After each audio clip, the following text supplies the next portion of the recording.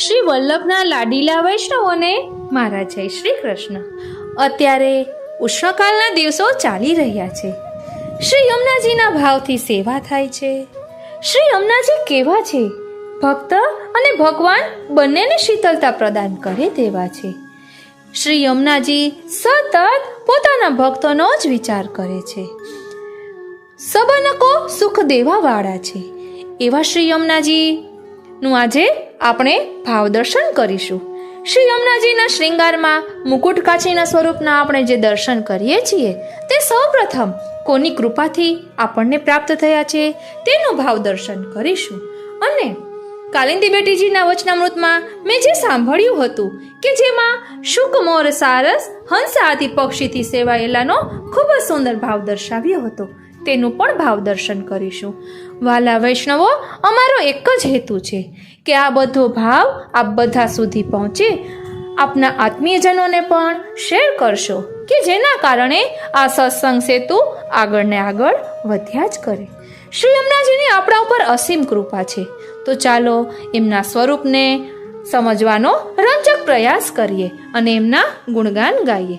બોલો શ્યામ સુંદર શ્રી યમને મહારાણી કી જય.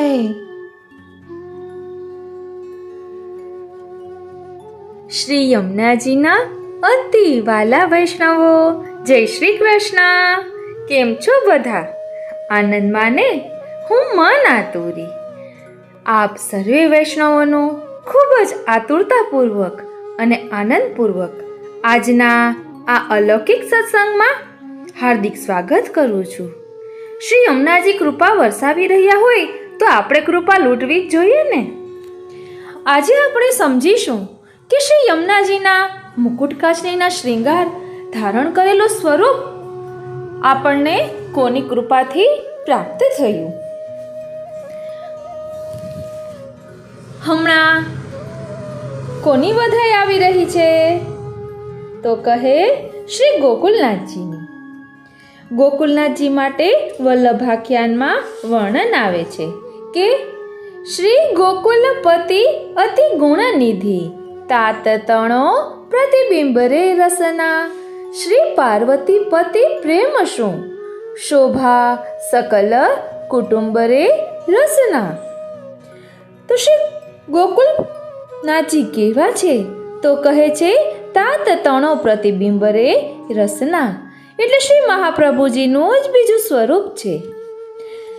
શ્રી ગોકુલેશ પ્રભુની કૃપાથી જ આપણે માલા તિલક ધારણ કરી શકીએ છીએ.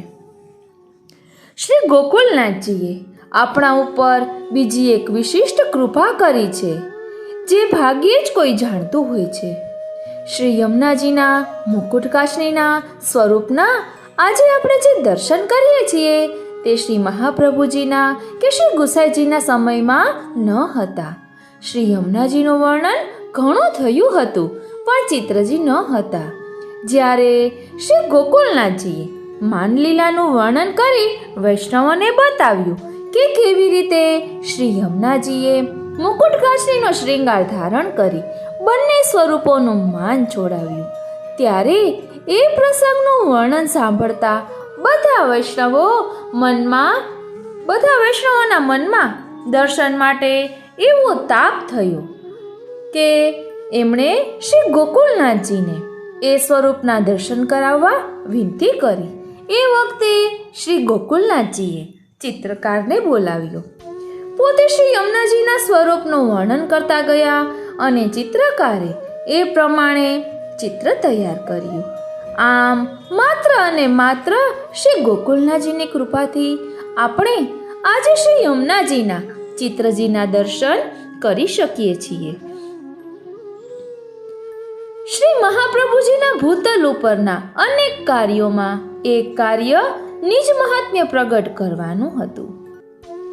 ટીકાકારોએ નિજ મહાત્મ્યનો અર્થ કર્યો કે નિજજનોનું મહાત્મ્ય.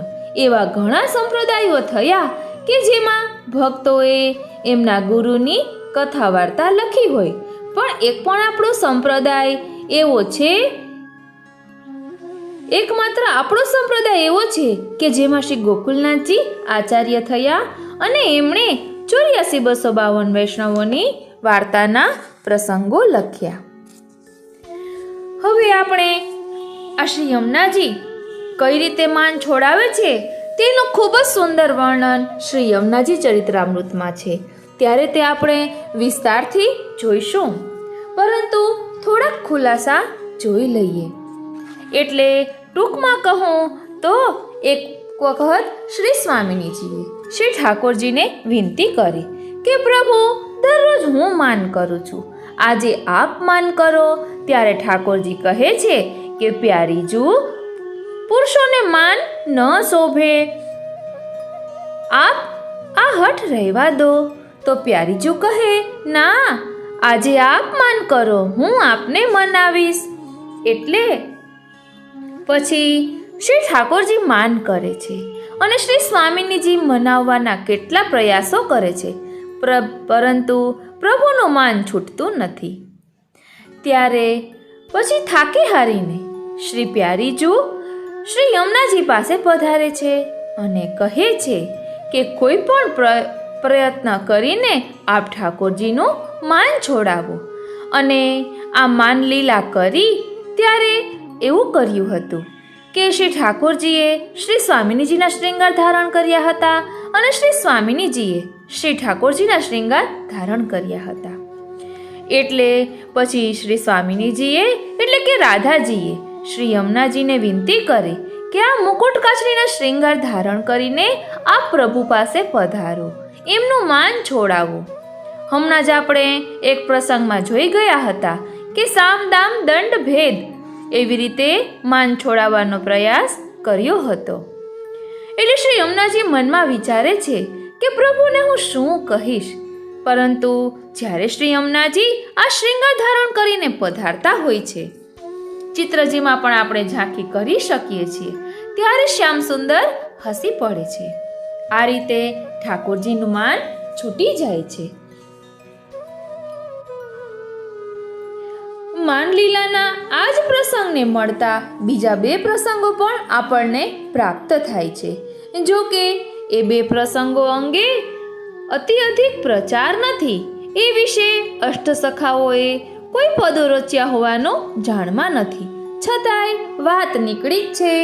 તો આવો આપણે ઉપરછલી રીતે એ 2 પ્રસંગોને પણ થોડા માણી લઈએ, જાણી લઈએ. એક વખત શ્રી સ્વામિનીજીએ શ્રી ઠાકોરજીને માન કરવા માટે હઠ પકડી અને વિનવી લીધા. શ્રી ઠાકોરજીએ તેમની હઠ પૂરી કરવા માન કર્યું. શ્રી સ્વામિનીજીએ ઘણા પ્રયત્નો કર્યા, પણ શ્રી ઠાકોરજીના માનને છોડાવી નહીં શક્યા. શ્રી સ્વામિનીજી ખૂબ જ પરિશ્રમિત થઈ ગયા. શું કરવું તે કંઈ સૂઝ્યું નહીં. ત્યારે શ્રી યમુનાજી એમની વારે ધાયા. એક યુક્તિ સુજાડી.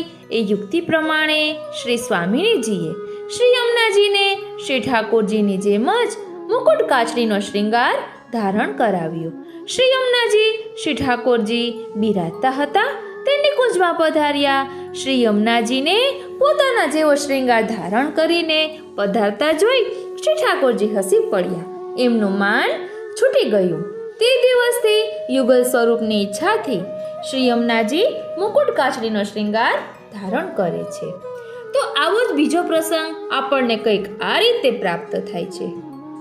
જો કે એમાં માનલીલા નથી, પણ રાસલીલા છે. માત્ર મુકુટ કાછડીનો શ્રૃંગાર ધારણ કરવા અંગેની જ વાત છે. પ્રભુએ જ્યારે શરદ ઋતુની રાત્રિમાં વેણુનાદ કરીને શ્રી ગોપીજનોને રાસ ખેલવા માટે બોલાવ્યા, ત્યારે મનોરથી શ્રી ગોપીજનોએ આવીને પ્રભુને વિનંતી કરી, મહારાજ, મુકુટ કાછડીના શ્રૃંગારમાં આપ સાક્ષાત પુરુષોત્તમ રૂપે દર્શન આપો છો. અમે તો વ્રજની અબોધ નારીઓ છીએ. અમે આપના આ ઐશ્વર્યની બરાબરી નહીં કરી શકીએ, અને જો આપની બરાબરી નહીં કરી શકીએ તો રાસનો આનંદ નહીં આવે. માટે આપનો આ શ્રૃંગાર આપ વડો કર્યો.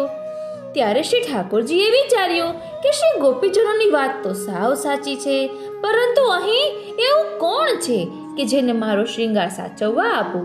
અહીં તો જેટલા છે તેટલા બધા રાસને માટે તત્પર છે. ત્યારે એમની વિમાસણ કળી જઈને શ્રી યમુનાજી જલમાંથી પ્રગટ થયા. એમણે શ્રી પ્રભુને વિનંતી કરી, નાથ, આપ મારા માટે સર્વ વ્રજ સુંદરીઓને રાસવિલાસનું સુખ આપવા માટે તત્પર થયા છો એ મારું અહોભાગ્ય છે. આપ નિસંકોચપણે આપનો શ્રૃંગાર મને સોંપીને એ સૌને સુખ આપો. નિર્ગુણ સ્વરૂપ શ્રી યમુનાજીની આવી પરોપકારિતા અને તત્સુખની ભાવના જાણીને પ્રભુ અત્યંત પ્રસન્ન થયા. એમણે પોતાનો મુકુટ કાચડીનો શ્રૃંગાર વડો કરીને શ્રી યમુનાજીને ધારણ કરાવ્યું. તે ધારણ કરતા જ પ્રભુના સર્વ ગુણો અને ધર્મો શ્રી યમુનાજીમાં પ્રગટ થયા. રાસ આરંભાયું, જગ્યો અને સર્વને અત્યંત સુખ પ્રાપ્ત થયું. રાસના સમાપન પછી શ્રી યમુનાજી પ્રભુનો શ્રૃંગાર ઉતારીને પાછો આપવાની તૈયારી કરવા લાગ્યા. ત્યારે પ્રભુએ તેમને એમ કરતા વાર્યા. શ્રી ગોપીજનોએ પણ શ્રી યમુનાજીને એમ કરતા રોક્યા અને એ શ્રૃંગાર ધારણ કરી રાખવાની વિનંતી કરી. શ્રી યમુનાજી માની ગયા. આમ ત્યારથી શ્રી યમુનાજીએ ભક્તોના સુખ ખાતર પ્રભુનો મુકુટ કાચડીનો શ્રૃંગાર પોતે અંગીકાર કરી લીધો. વ્રજ યાત્રાના એટલે કે વ્રજ મેરે મનભાઈ પુસ્તકમાં પણ એક આવું વર્ણન આવે છે કે વિશ્રામ ઘાટે ઠાકોરજીએ શ્રી યમુનાજીને આજ્ઞા કરી હતી કે હે શ્રી યમને, હું અહીંથી મથુરા જઈ રહ્યો છું તો મારા વિરહમાં આ ગોપીજનો ને રાધાજી ખૂબ વિલાપ કરશે, એના પ્રાણ ચાલ્યા જશે. માટે આપ આ મુકુટ કાચડીનો શ્રૃંગાર ધારણ કરીને એમને દર્શન આપજો કે જેના કારણે એમના પ્રાણ ટકેલા રહે. એવું વર્ણન પણ. આપ સર્વે વૈષ્ણવોને ગંગા દશેરાની ખૂબ ખૂબ મંગલ વધાય. આજે આપણે જોવાના છીએ શુક, મોર, સારસ, હંસ આદિ પક્ષીથી સેવાયેલા એટલે શું. ગઈકાલે મેં કાલિંદી બેટીજીના યમનાષ્ટકના વચનામૃત સાંભળ્યા તો કોઈ આનંદનો પાર ન રહ્યો. આમ મેં જે ખુલાસા અહીં સાંભળ્યા આ વિશે તે મેં ક્યારે પણ જાણ્યા ન હતા. એટલે મને એમ થયું કે હું આપની સાથે આ પ્રસંગ શેર કરું. એટલી સુંદર રીતે આપે તેમાં સમજાવ્યું છે કે એ દ્રષ્ટિથી તો આપણે ક્યારે પણ જોયું મેં તો જોયું જ નહોતું. આપની તો મને ન ખબર હોય, પરંતુ એટલે હું આપની સાથે આ શેર કરી રહી છું. શ્રી યમનાષ્ટકમાં ત્રીજો શ્લોક છે. કુવમ ભુવન પાવની મધિગતા મને કસ્વને પ્રિયાભીરિવ સેવિતા શુકમયુર હંસાદિભી તરંગ ભુજ કંકણા પ્રકટ મુક્તિકા વાલુકા નિતંબ તટ સુંદરીમ નમત કૃષ્ણ તુર્ય પ્રિયા. હવે અહીં આપણે યમુનાજીની સ્તુતિ બોલીએ છીએ તેમાં પણ આવે છે શુક, મોર, સારસ, હંસ યાદિ પક્ષીથી સેવાયેલા ગોપીજનોએ સેવ્યા ભુવન સ્વજન પાવન રાખતા. તરંગ રૂપ શ્રી હસ્ત મારે તિરૂપી મોતી તણા કંકણ સરસ શોભી રહ્યા શ્રી કૃષ્ણને બહુ પ્રિય છે. નિતંબ રૂપ શ્રી તટતણું અદ્ભુત દર્શન થાય જો વંદન કરું શ્રી યમુનાજીને શ્રી કૃષ્ણ આશ્રય આપજો. શ્રી યમુનાજીનું મૂળ સ્વરૂપ વિપ્રયોગાત્મક છે તે તો મને પ્રથમવાર જ ખબર પડી. હવે ભુવમ ભુવન પાવની એટલે સામાન્ય અર્થમાં આપણે જોઈએ છીએ તો ભુવમ ભુવન પાવની એટલે શ્રી યમુનાજી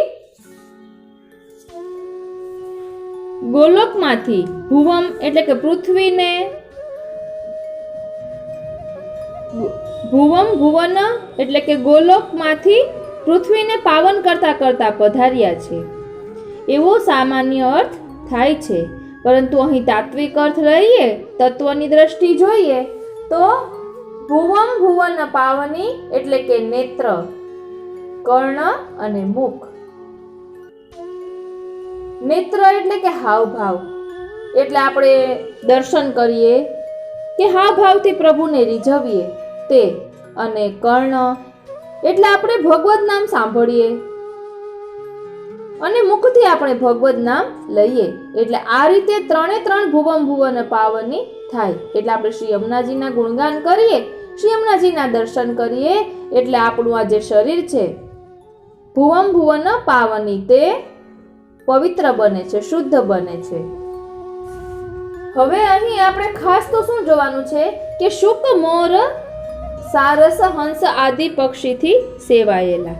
એટલે શુક એટલે અહીં બાહ્ય દ્રષ્ટિથી જ નથી લેવાનું, અહીં તેના ગુણ પણ લેવાના છે. કે જેવી રીતે આપણે શ્રી ઠાકોરજીને ખીલોના ધરીએ છીએ તો તેમાં આપણે ખીલોનામાં સિંહ, હાથી, હરણ એવા ખીલોના ધરીએ છીએ. તો આપણે આમ કહીએ છીએ કે બાલભાવથી સેવા કરવી જોઈએ, તો ઠાકોરજીની સામે સિંહ ધરાય, પરંતુ આ સિંહ તે આપણે આધિભૌતિક સિંહ દ્રષ્ટિએ નથી જોવાનું, તેના ગુણ લેવાના છે. સિંહમાં જેવી નિડરતા છે તેવી ભક્તોએ નિડરતા રાખવાની છે, તેનું સૂચન તેમાં કરવામાં આવ્યું છે. તેવી જ રીતે હરણી, તો તેની દ્રષ્ટિ ચકોર છે, ચંચલ છે, એક જગ્યાએ સ્થિર રહેતી જ નથી. આપણે પણ સેવામાં એવી રીતે રહેવું જોઈએ કે આ કરી લઉં, તે કરી લઉં, એક પછી એક ઠાકોરજીનો અલૌકિક કરતા જ રહીએ તે હરણી સૂચવે છે. એવી રીતે બધા ભાવ અલગ અલગ છે. હવે અહીં આપણે સૌપ્રથમ જોઈએ તો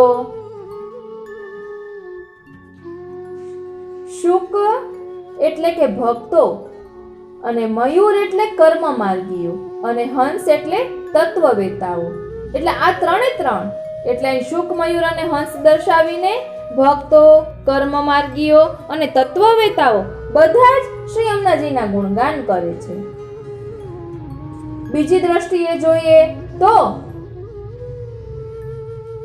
શુક છે તો તે નભચર છે, કારણ કે હવામાં ઉડે છે. પછી મયુર છે તો તે કર્મ માર્ગી છે, તે આપણે જોયું. એટલે આ પક્ષીઓ દ્વારા અહીં એ પણ સમજાવવામાં આવ્યું છે કે જલચર, જેમ કે શ્રી યમુનાજીમાં જલચર હોય છે, આપણે અત્યારે યમુનાજીના ભાવથી તેમાં જલચર પણ પધરાવતા હોઈએ છીએ, તો તેનો શું ભાવ છે? જેમ કે માછલી જલચર છે, પણ તેની અનન્યતા કે મીન રહત જલ આશરે નિક્ષત હી મર જાય, જો શ્રી વિઠ્ઠલનાથ કે ચરણ કમલ ચિત લાય. એટલે કે મીનમાં જેવી અનન્યતા છે તેવું. એટલે જલચર આપણે જે પધરાવીએ છીએ તેનો ભાવ એટલે ભક્તિ ભાવમાં ડૂબ્યા રહેવું. જલચર એ ભાવથી આવે છે. જલચર જે રીતે યમુનાજીમાં ડૂબેલા રહે છે તેવી રીતે આપણે પણ ભક્તિ ભાવમાં ડૂબ્યા રહેવાનું છે. યમુનાજી એ ભક્તિનું સ્વરૂપ છે. ત્યારબાદ છે નભચર. નભચર એટલે કે આપણે અહીં શુક જે રીતે કહ્યું છે તો તે આકાશમાં ઉડે છે, જે પક્ષીઓ આકાશમાં ઉડે છે નભચર કહેવાય છે. નભચર એટલે ભાવોની ઉડાન જોવાની છે. તો કે ભાવોની ઉડાન એટલે કે આપણે 84-252 વૈષ્ણવમાં જોઈએ તો તેમાં ભાવોની ઉડાન કઈ રીતે તે પણ આપણે જોઈશું. અને ત્યારબાદ છે સ્થલચર. સ્થલચર એટલે સેવક, સેવિકાઓ. એટલે તે ફક્ત મનુષ્ય જ હોય એવું નથી, આપણું ઠાકોરજીને લગતું કોઈ પણ સાહિત્ય નો પણ તેમાં સમાવેશ થઈ જાય છે. હવે આપણે આ જલચર, નભચર અને સ્થળચર તેની વાર્તા સંગતિ જોઈશું 84-252 એટલે આપણે આ વધુ સમજી શકીએ. અત્યારે આપણે શુક, મોર અને હંસ વિશે સમજી રહ્યા છીએ કે તેમાં શું ભાવ દર્શાવવામાં આવ્યો છે. આપણે ફક્ત બાહ્ય દ્રષ્ટિથી દેખાતા શુક, મોર અને હંસને જોઈએ છીએ, પણ તેનું સૂચન કરીને સાંકેતિક ભાષામાં ખૂબ ગૂઢ ભાવો દર્શાવ્યા હોય છે. એટલે હવે અહીં છે જલચર, તો તેની વાર્તા સંગતિ છે 84 વૈષ્ણવ વાર્તા. નંબર હું જોઈ દઉં, મેં ખોલીને તો રાખ્યું જ છે. 84 વૈષ્ણવ વાર્તા 81મી સુરદાસજીની વાર્તા. એટલે આપણે આખી વાર્તા તો નહીં લઈએ, કેમ કે તો બહુ જ વધુ થઈ જાય અને હજી ઘણી વાર્તા સંગતિ આવશે, પરંતુ એમાં આપણે સુરદાસજીના જે ભાવ પ્રકાશ આપેલો હોય વાર્તાનો, તે વાર્તાનો ભાવ પ્રકાશ લઈને ફક્ત અહીં જે જલચરનો જે ભાવ છે કે ભક્તિ ભાવમાં ડૂબ્યા રહેવું, એટલે સુરદાસજી કઈ રીતે ભક્તિ ભાવમાં ડૂબ્યા છે તેનું આપણે રસ દર્શન કરીશું. આ બધું મેં કાલિંદી બેટીજીના વચનામૃતમાંથી સાંભળ્યું છે અને પોઈન્ટ આઉટ કર્યું છે, એ હું આપને કહી રહી છું. આપ તેમાં કહેતા હતા કે પ્રમાણ સાથે જ ચાલીએ છીએ. કાંઈ પણ અહીં જે દર કહેવામાં આવે છે તે પ્રમાણ સહિત કહેવામાં આવે છે. એટલે ઘણી જગ્યાએ પદ્મ પુરાણનું પ્રમાણ હોય, ગર્ગ સંહિતાનું પ્રમાણ હોય, એટલે યમુનાજીના ગુણગાન ચાલુ છે, એટલે યમનાષ્ટકનું રસપાન તેમાં ચાલુ છે, તેમાં એ રીતે કહેતા હતા. અને યમનાષ્ટક પર જે ટીકા લખાયેલી હોય, ટીકાનું સાહિત્ય બિરાજતું હોય, અને યમુનાજીના 108 પદ એમની પણ સંગતિ આપ કરી રહ્યા હતા. જેમાં જે પદ, જે શ્લોકમાં જે સંગતિ આવતી હોય એટલું બધું તો મેં પોઈન્ટ આઉટ નથી કર્યું, પરંતુ આ શુક, મોર અને હંસ વિશે ખૂબ જ સમજવા જેવું છે કે જે આપણને ક્યારેય ધ્યાનમાં પણ ન આવ્યું હોય. એટલે હવે અહીં જલચરનો શું ભાવ છે તો તેની વાર્તા સંગતિ દ્વારા સમજીએ તો સુરદાસજીની વાર્તા ભાવ પ્રકાશ જોઈ લઈએ. वार्ता 81वीं. अब श्री आचार्य जी महाप्रभु के सेवक सूरदास जी सारस्वत ब्राह्मण दिल्ली के पास सिंह गांव में है, तहाँ रहते 3 की वार्ता को भाव कहत है. भाव प्रकाश. सो ये सूरदास जी लीला में श्री ठाकुर जी के अष्ट सखा है, सो 3 में ये कृष्ण सखा को प्राकट्य है. तहाँ यह संदेह होय जो निकुंज लीला में तो सखी जन को अनुभव है, जो सखा तहाँ नहीं है, सो सूरदास जी ने रहस्य लीला बिना अनुभव कैसे गाई. तहाँ कहत है जो श्री भागवत में कहे हैं, जो जब श्री ठाकुर जी आप वन में गौचारण लीला में सखान के संग पधारत हैं, सो सगरी गोपीजन लीला को अनुभव करत है, सो घर में सगरी लीला वन की गान करत है. ता पाछे जब श्री ठाकुर जी संध्या समय बनते घर को आवत है, ता पाछे रात्रि को गोपीजन सो निकुंज में लीला करत है, सो तब अंतरंगी सखान को विरह होत है, तब ये निकुंज लीला को गान करत है, अनुभव करत है. એટલે જે રીતે ગોપીજનોને ઘર બેઠા ઠાકોરજી વનમાં જે લીલા કરી રહ્યા છે તેના દર્શન થતા, તેવી જ રીતે ગોપ બાળકોને પણ. सो काहे ते कुंज में सखी जन है, सो तिनके 2 स्वरूप है, सो कहत है. पुम भाव के सखा और स्त्री भाव की सखी, सो दिन में सखा द्वारा अनुभव और रात्रि में सखी द्वारा अनुभव है. सो काहे ते जो वेद की रुचा है सो गोपी है, और वेद के जो मंत्र है सो सखा है, परंतु गोपीजन देखिए मात्र स्त्री है, सो इनके पति है, परंतु ये स्त्री नहीं है. सो ऐसे जैसे भुजियो अन्न होय, सो धरती में बीज नहीं उगे, तैसे ही इनको लौकिक विषय नहीं है. सो यहाँ तो रस रूप लीला सदा सर्वदा एक रस है. सो तैसे ही अंतरंगी सखा श्री ठाकुर जी के अंग रूप है. सो सखी रूप सखा रूप 2 रूप सो रात्रि दिन लीला रस करत है. सो तासो सूरदास कृष्ण सखा को प्राकट्य है, और कृष्ण सखा को दूसरो स्वरूप सखी है. सो लीला कुंज में है, तिनको नाम चंपक लता है. सो तासो सूरदास को सगरी लीला को अनुभव श्री आचार्य जी महाप्रभु की कृपा ते होई गो. આપણે આખી વાર્તા નથી લઈ રહ્યા, પણ અહીં જલચર માટેની વાર્તા સંગતિમાં સૂરદાસજીની વાર્તા શા માટે આવી? તો તેની અનન્યતા માટે અહીં આ વાત આવી છે. જેવી રીતે મીન જલ રહત જલ આસરે નિક્ષથી મર જાય. સૂરદાસજીની વાર્તામાં આપણે જાણીએ છીએ કે સૂરદાસજીએ શ્રી મહાપ્રભુજી અને શ્રી ઠાકોરજી એટલે કે શ્રીનાથજીમાં કોઈ ભેદ કર્યો જ નથી. બંનેને એક કરીને જાણ્યા છે. જ્યારે છેલ્લો પ્રસંગ જે છે કે ચતુર્ભુજદાસજી કહે છે કે આપે તો એક આચાર્યજીનો પદ તો ગાયું જ નથી, જહાજ કહેવામાં આવ્યા છે.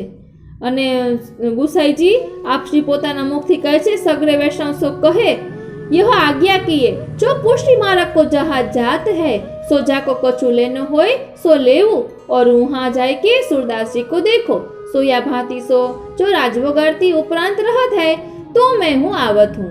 सो तब सगरे वैष्णव सूरदास जी के पास आए. सो यहाँ जहाज कहिवे को आशय यह है कि जो जैसे कोई जहाज में काहू व्यापारी इन्हें व्यापार अर्थ अनेक वस्तु जहाज में भरी है सो तैसे ही सूरदास जी के हृदय में अलौकिक वस्तु नाना प्रकार की भरी है.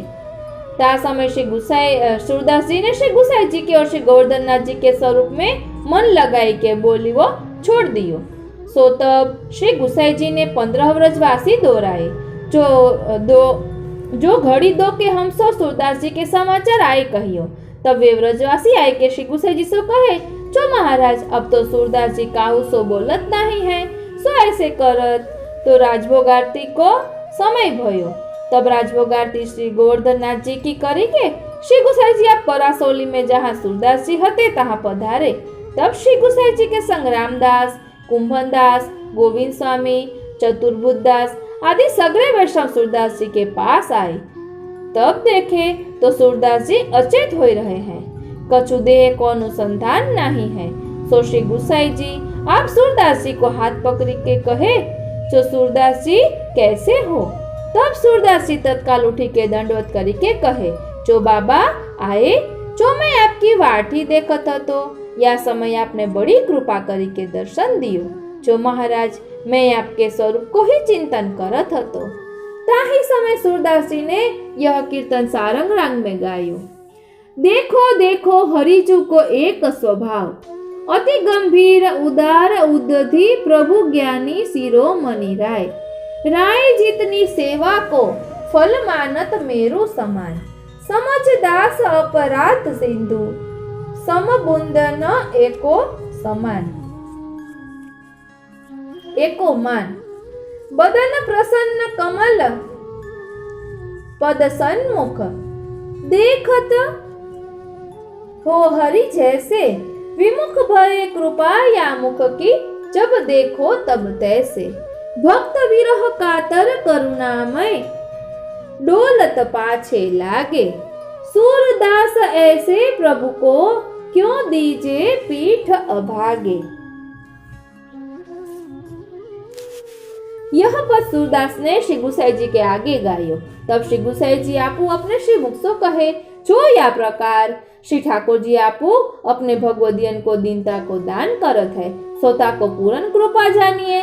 सो दैन्यता रस के पात्र यही है.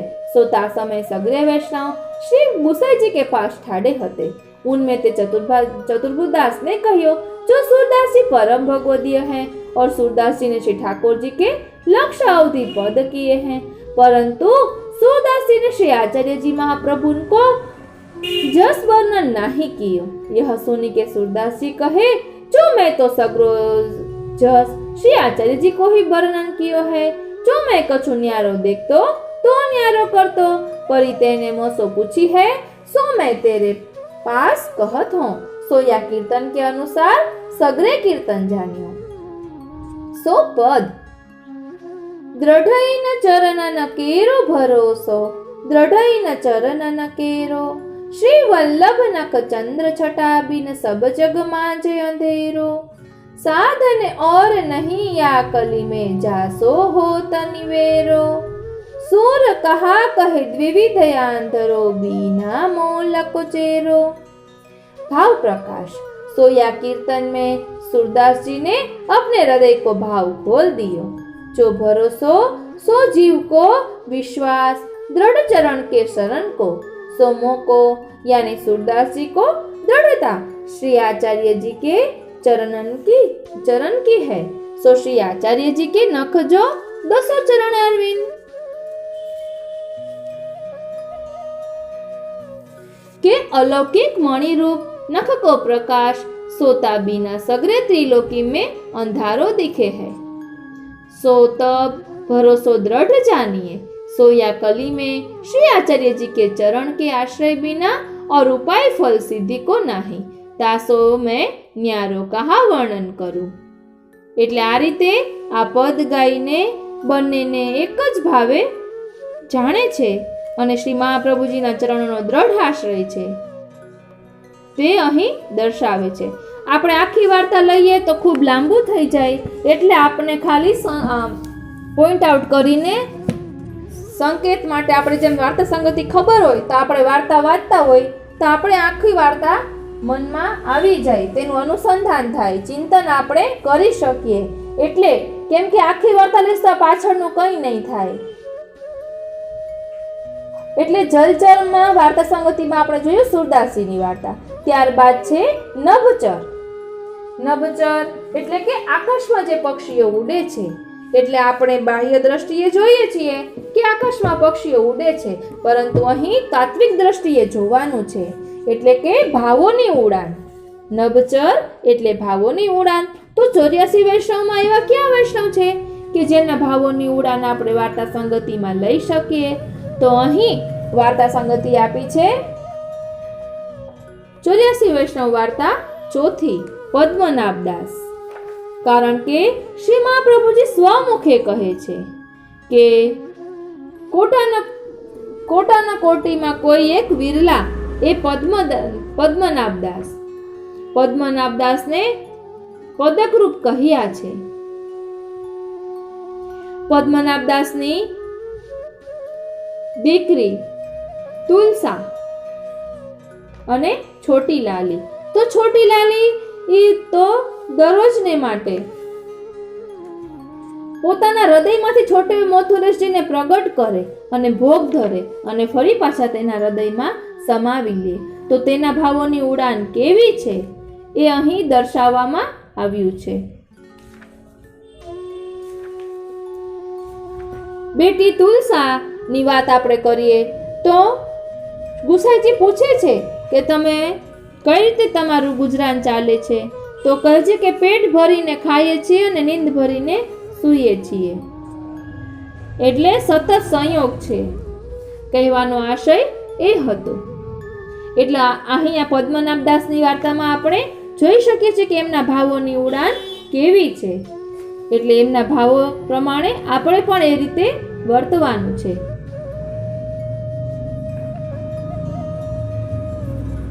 હવે પદ્મનાભદાસનું જે લીલામાં નામ છે તે થોડુંક આપણે જોઈ લઈએ।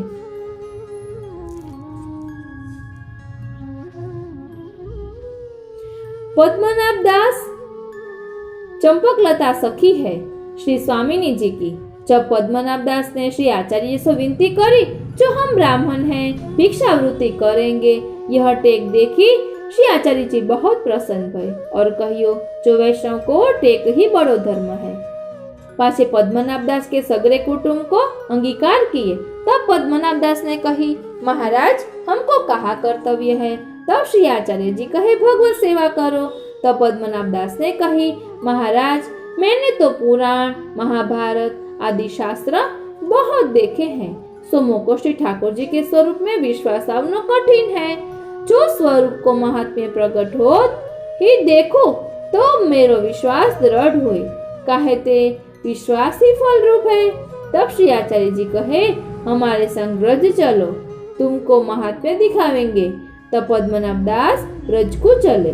सो महावन के पास रमन स्थल है, तहाँ यमुना जी के किनारे सामने पार कर्णावल में श्री आचार्य जी बिराजे हते। એટલે આપણે આ પ્રસંગ જાણીએ છીએ કે કરારો તૂટ્યો અને તેમાંથી શ્રી મથુરેશજીનું 7 તાળ જેવડું મોટું સ્વરૂપ પ્રગટ થયું. એટલે આ મહાત્મ્ય પદ્મનાભદાસે પોતે જોયું અને આ સ્વરૂપ કેવું હતું તો તેનું વર્ણન કરે છે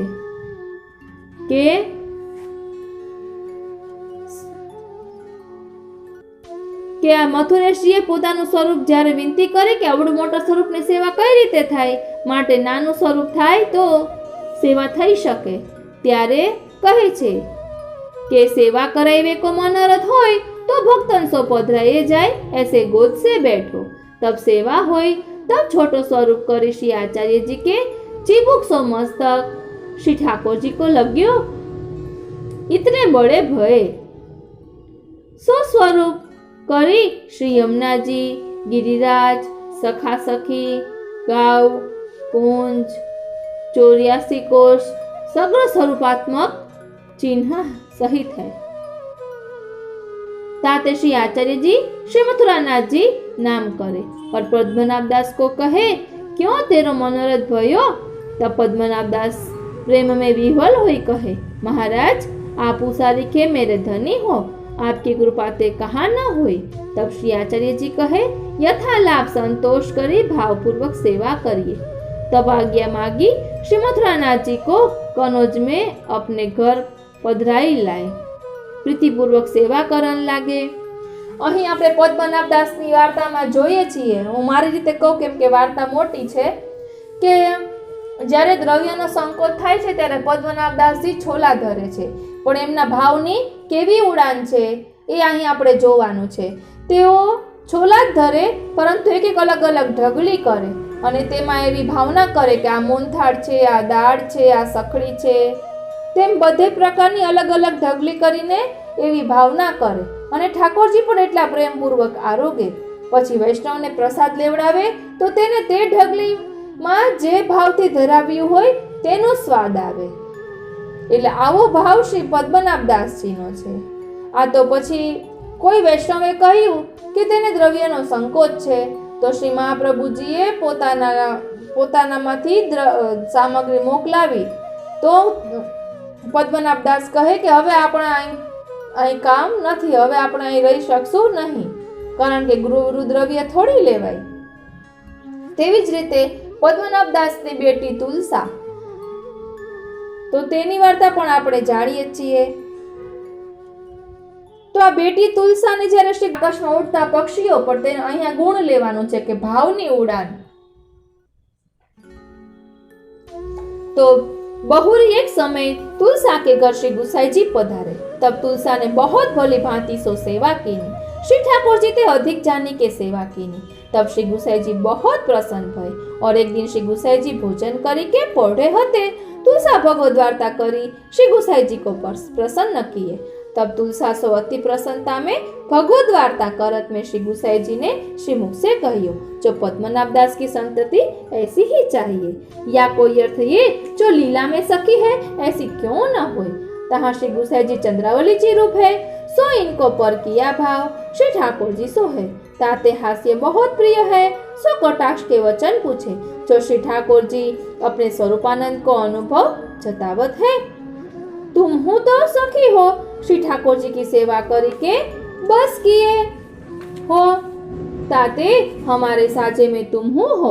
या प्रकार व्यंग के वचन कहे, परंतु तुलसा शुद्ध सात्विक है, इनको कटाक्ष बहुत नहीं है, शुद्धि है. पाचे श्री गुसाई जी तुलसा सो पूछी जो श्री ठाकुर जी सानुभवता जतावत है. तब तुलसा ने कहियो जो महाराज अब तो हम पेट भरी खायत है और नींद भरी सोयत है, पर श्री आचार्य जी के ग्रंथ को पाठ नित्य करियत है. तब श्री गुसाई जी बहुत प्रसन्न भये. पेट भरी के खायत है, नींद भरी के सोयत है, सो यह जो जितनो रस हमारे पेट में समात है, जैसे हम पात्र है तितनो श्री ठाकुर जी अनुभव जतावत है. ताते श्री ठाकुर जी की संग नींद भरी सोयत है. कहते हमारो स्वकीय भाव है, ताते सुखी है, चिंता नहीं है. मुख्य अर्थ यह और गुरु भाव सो यह अर्थ जो महाराज हम अनेक जन्म श्री ठाकुर जी सो बिछुड़ी के पायो, परंतु काहू योनि में पेट नहीं भरियो और सुख सो नींद नहीं आई। अब आपू कृपा करी के शरण लिए, सो अब के जन्म में पेट भरियो। और श्री ठाकुर जी को एक आश्रय करी के सोए हूँ, सगरे जन्म अविद्या करी दुख में बिताई। एक अर्थ यह और दैन्य पक्ष में यह, जो हमको कहा अनुभव करावे, पेट भरी के खइयत है, नींद भरी के सोयत है। जैसे पशु को खाइवे को और सोइवे को काम, और काम पर बसते कोई लादे, जो मारे तब करे। तैसे हम हूँ प्रीति खान पान में है, सेवा लोगन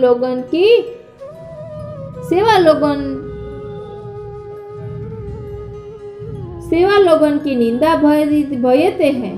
जो बड़े पद्मनाभ दास की संतति सेवा नहीं कर या कर लोगन की प्रतिष्ठा, ताते हमको कहा अनुभव जतावे। सूरदास जी ने गायो है, सूर अधम की कौन चलावे, उदर भेरे अरु सोए। એટલે આ રીતે અહીં પેટ ભરીને ખાઈએ છીએ, નીંદ ભરીને સૂઈએ છીએ, એટલે સતત સંયોગ છે। શ્રી મહાપ્રભુજીના ગ્રંથોનો દ્રઢ આશ્રય કરીએ છીએ એટલે બધું જ પ્રાપ્ત થાય છે। અને ત્યારબાદ છે સ્થળચર।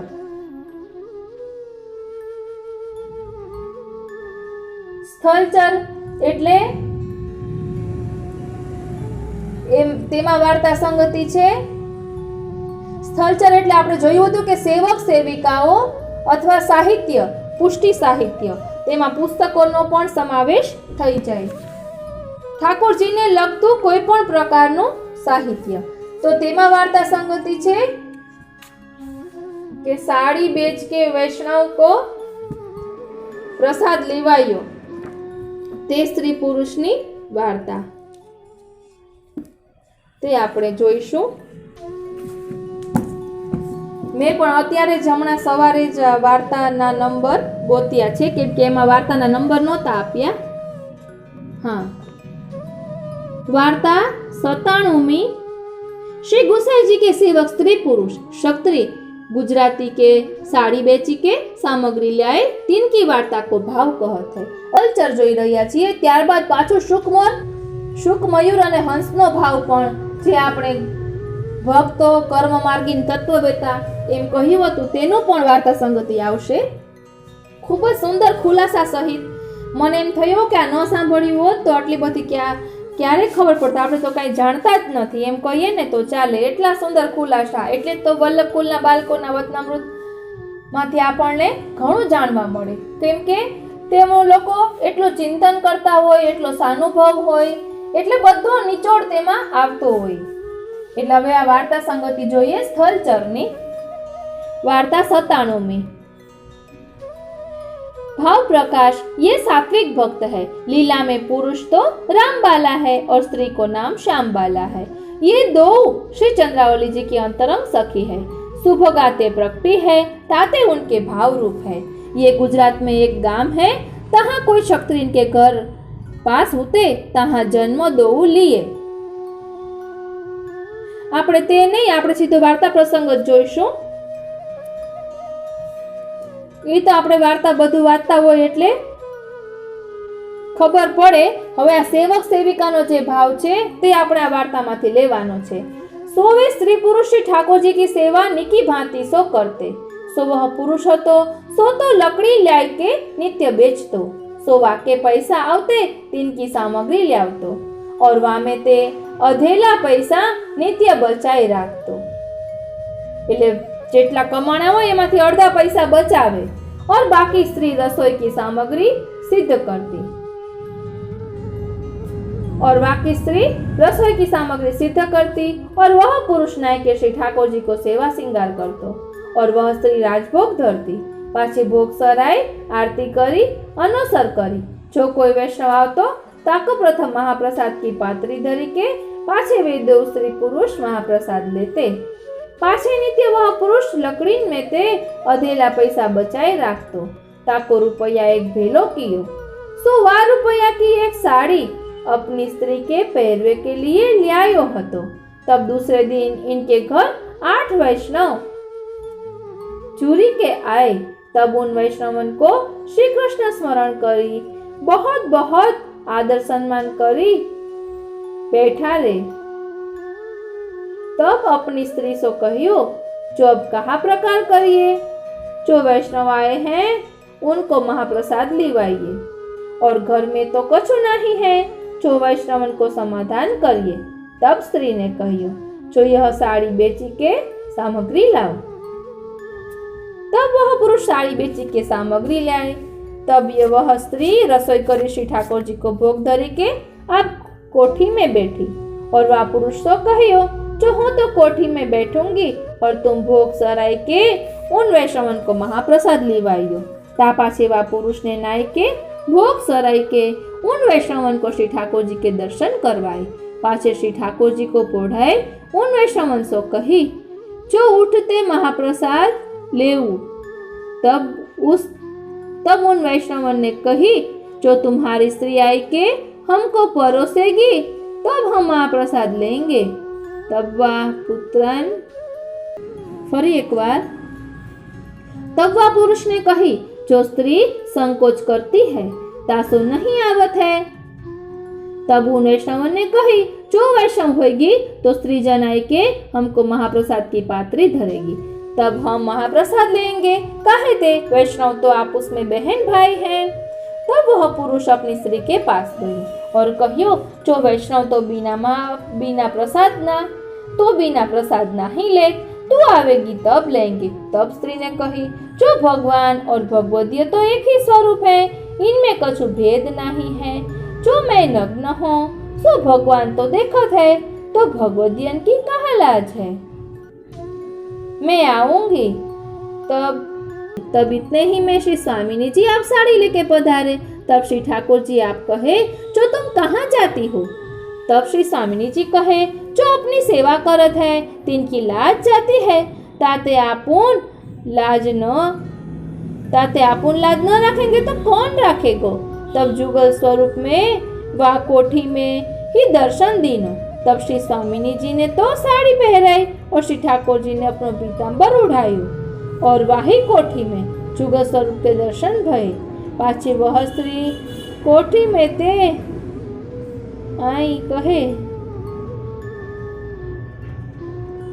ते आई के सब वैष्णवन को श्री कृष्ण स्मरण करी के महाप्रसाद की पात्री परोसन लागी, और सबन को बैठा रे।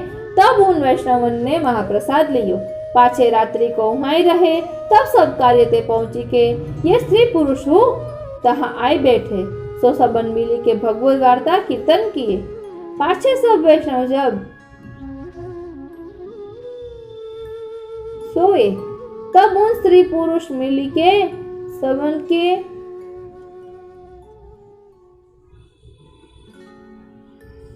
पांव दाबन बैठे। पाछे प्रातः काल भयो। तब उन स्त्री पुरुषों विदा होय के श्री कृष्ण स्मरण करी के चले।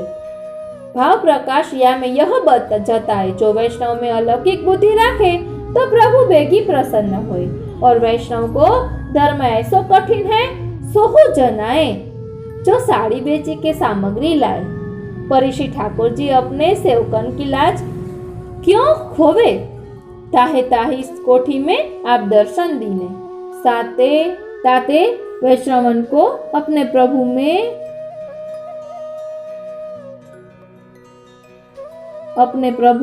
ते साचो रहनो। तब श्री प्रभु जी आप ही कृपा करे। ताते उनने या भांति अपनो धर्म राख्यो। सोवे स्त्री पुरुष श्री गुसाई जी के ऐसे कृपा पात्र भगवदीय हते, ताते इनकी वार्ता को पार नहीं। सो कहाँ ताई कहिए। हवे छे शुक, मयूर अने हंस वार्ता संगति।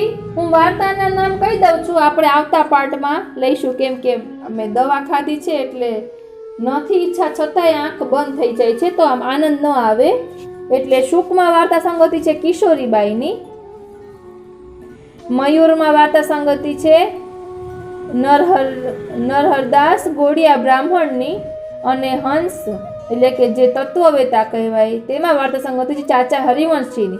હું ખૂબ જ સુંદર રીતે ડિટેલમાં આપને આ પ્રસંગો અલગથી આવતા પાર્ટમાં કહીશ। આપણે તેમાં હેડિંગમાં રાખશું વાર્તા સંગતિ. શુક મોર સારસ હંસ, આ જ હેડિંગ રાખીને તેમાં વાર્તા સંગતિ એડ કરીને આપણે તે પાઠ અલગથી જોઈશું, કારણ કે એ રીતે આનંદ ન આવે અને મારું પણ મન ન માને. માટે આખું નહીં લઈ શકું તેના માટે ક્ષમા કરશો, પરંતુ આપણે એક રીતે તો વાર્તા સંગતિ જોઈ કે જે જલચર, નભચર ને સ્થળચર. હવે બીજી રીતે જે શુકમોર હંસની છે વાર્તા સંગતિ તે આપણે આવતા પાઠમાં જોઈશું. પ્રભુની ઈચ્છા હજુ કંઈક વધારે કરાવવાની હશે. માટે આપને આ કેવું લાગ્યું તે કોમેન્ટ બોક્સમાં જરૂર જણાવશો, અને જો આપને ગમ્યું હોય તો જરૂરથી બીજા વૈષ્ણવોને શેર કરશો.